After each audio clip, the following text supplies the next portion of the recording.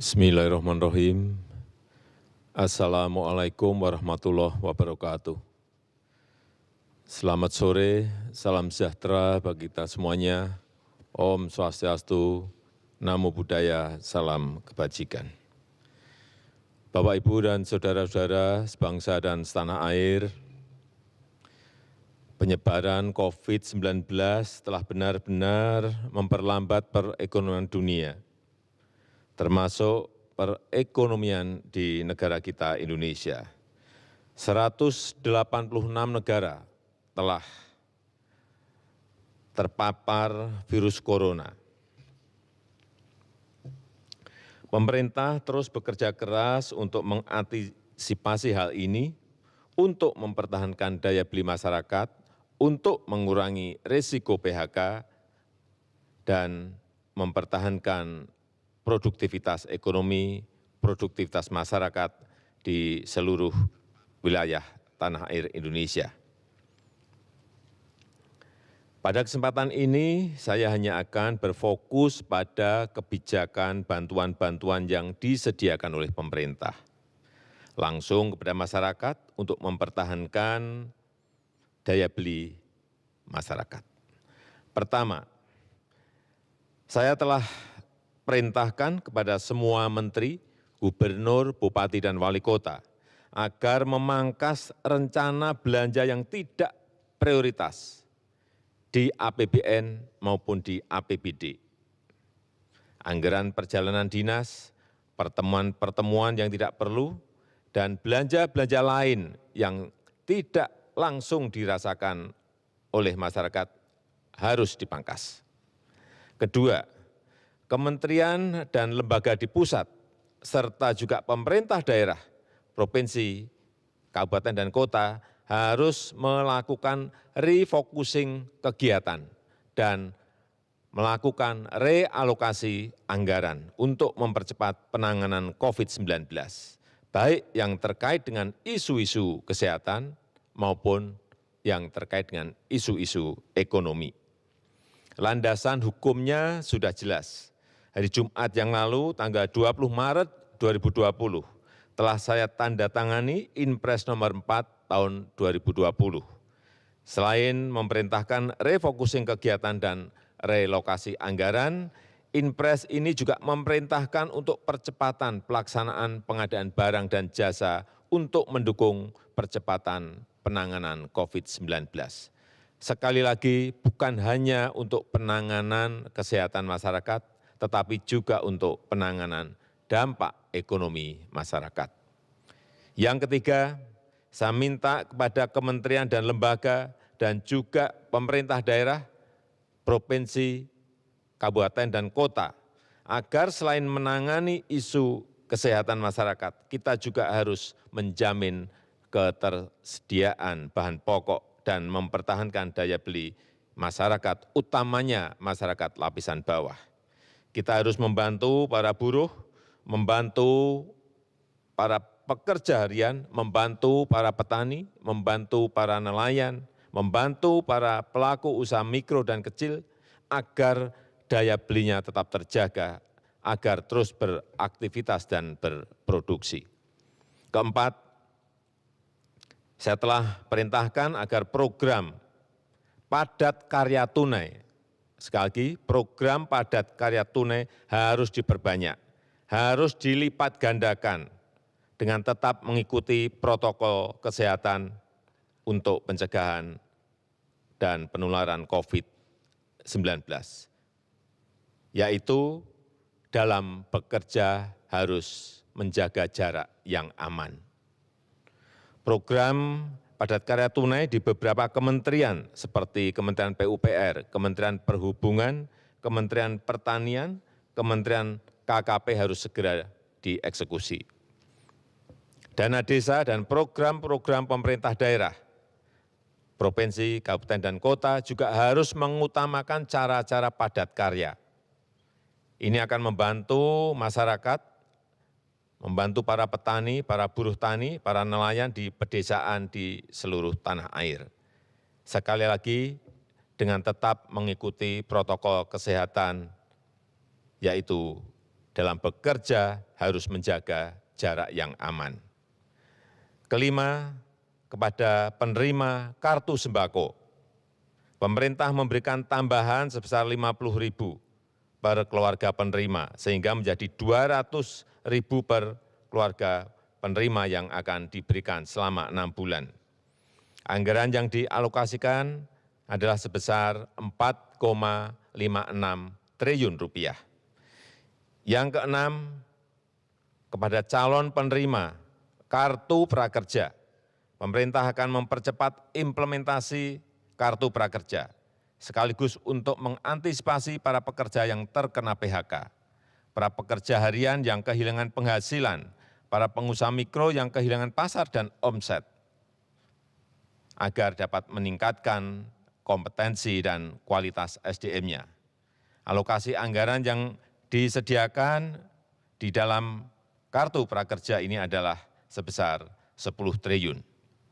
Sehingga nanti setiap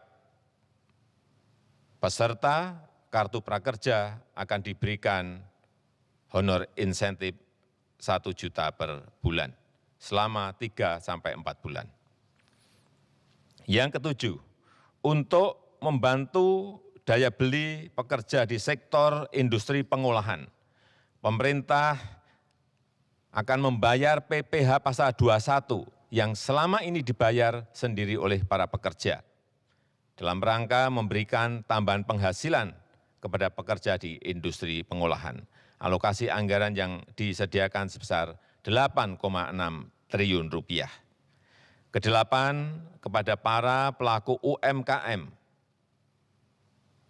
OJK, Otoritas Jasa Keuangan, akan memberikan relaksasi kredit UMKM untuk nilai kredit di bawah 10 miliar untuk tujuan usaha, baik itu kredit yang diberikan oleh perbankan maupun oleh industri keuangan non-bank. Asalkan digunakan untuk usaha, akan diberikan penurunan bunga dan penundaan cicilan sampai 1 tahun. Oleh karena itu, kepada tukang ojek, kepada supir taksi yang sedang kredit kendaraan bermotor dan kredit mobil, nelayan yang sedang kredit perahu tidak perlu khawatir, pembayaran bunga dan angsuran diberikan kelonggaran 1 tahun. Dan pihak perbankan maupun industri keuangan non-bank dilarang mengejar-ngejar angsuran, apalagi menggunakan jasa penagihan atau debt collector.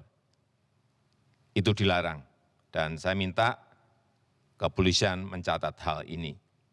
Kesembilan, kepada masyarakat berpenghasilan rendah yang sedang melakukan kredit kepemilikan rumah bersubsidi, pemerintah juga memberikan 2 stimulus, yaitu pemerintah memberikan subsidi selisih bunga selama 10 tahun. Jika bunga di atas 5%, maka selisih besaran bunganya akan dibayar pemerintah. Pemerintah juga memberikan subsidi bantuan uang muka bagi yang akan mengambil kredit rumah bersubsidi. Anggaran yang disiapkan 1,5 triliun rupiah. Saya mengajak seluruh jajaran pemerintah, baik di pusat maupun di daerah, sampai ke level kelurahan dan desa, untuk selalu tanggap terhadap situasi kesehatan dan kondisi ekonomi masyarakat. Kita harus kerja keras, kita harus bersatu dan bergotong royong menghadapi tantangan ini. Terakhir, saya juga mengapresiasi gerakan masyarakat yang telah turut mensosialisasikan, memasyarakatkan physical distancing atau jaga jarak aman, yang terus mengingatkan kita semuanya untuk berdisiplin. Karena hanya dengan kedisiplinan yang kuat, kita dapat mencegah penyebaran COVID-19. Percayalah, kita bangsa besar, kita bangsa petarung, bangsa berjuang. Insya Allah kita bisa, insya Allah kita mampu dalam menghadapi tantangan global yang berat sekarang ini. Terima kasih, saya tutup. Wassalamualaikum warahmatullahi wabarakatuh. Baik,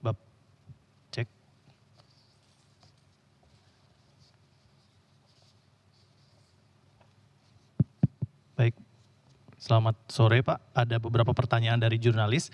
Yang pertama saya bacakan dari Hani dari LKBN Antara. Pertanyaannya, apakah anggota DPR dan keluarganya perlu melakukan rapid test COVID-19? Tadi pagi saya telah memerintahkan kepada Menteri Kesehatan untuk rapid test yang diprioritaskan adalah dokter dan tenaga medis serta keluarganya terlebih dahulu. Dan juga para ODP dan PDP serta keluarganya. Ini yang harus didahulukan. Baik, yang kedua dari Muslih dari Radio El Sinta, apa kebijakan Bapak Presiden terhadap rumah sakit yang masih kekurangan APD? Kemarin sudah saya sampaikan bahwa APD telah kita distribusikan sebanyak 105.000 APD. Ini saya bacakan. Dikirim kepada Provinsi DKI 40.000. Dikirim ke Provinsi Jawa Barat 15.000.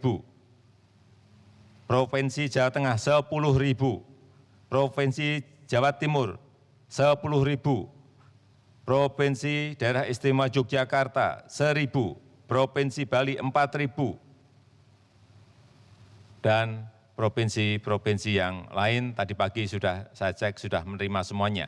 Hanya saya ingin agar Dinas Kesehatan Provinsi segera mendistribusikannya ke rumah sakit yang memerlukan secepat-cepatnya.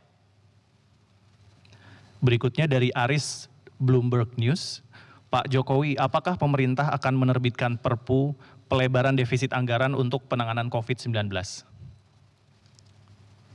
Sudah beberapa hari kita bahas mengenai ini, dan kemarin saya telah bertemu dengan Ketua DPR untuk mendapatkan dukungan politik mengenai ini, dan juga telah bertemu secara virtual dengan Ketua BPK dan seluruh pimpinan BPK. Intinya kita ingin ada relaksasi dari APBN dan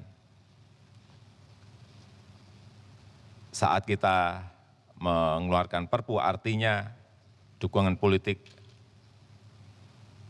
sudah kita bicarakan sebelumnya. Baik, yang terakhir Pak, Ican dari kompas.com, ada pasien mengeluh ditolak di rumah sakit darurat Wisma Atlet. Ada juga yang mengeluh antrean panjang. Apa rumah sakit darurat ini memang sudah siap? Hasil pengecekan kemarin pagi ke Wisma Atlet untuk rumah sakit darurat corona, saya melihat semuanya siap. Bednya siap, ventilator siap, tenaga medis dan dokternya juga siap. Hanya memang saya melihat masyarakat melihat ini sebagai sebuah alternatif sehingga antusias mereka menuju ke Wisma Atlet semuanya. Kapasitas untuk seluruh Wisma Atlet waktu kita pakai untuk Asian Games adalah 24.000. Dan sekarang ini yang disiapkan baru untuk 3.000. Artinya kita memiliki kapasitas yang masih longgar. Tetapi saya berharap tidak banyak yang ke rumah sakit darurat corona ini. Artinya kita semua diberi kesehatan yang baik oleh Allah Subhanahu wa taala. Baik, terima kasih Pak. Cukup.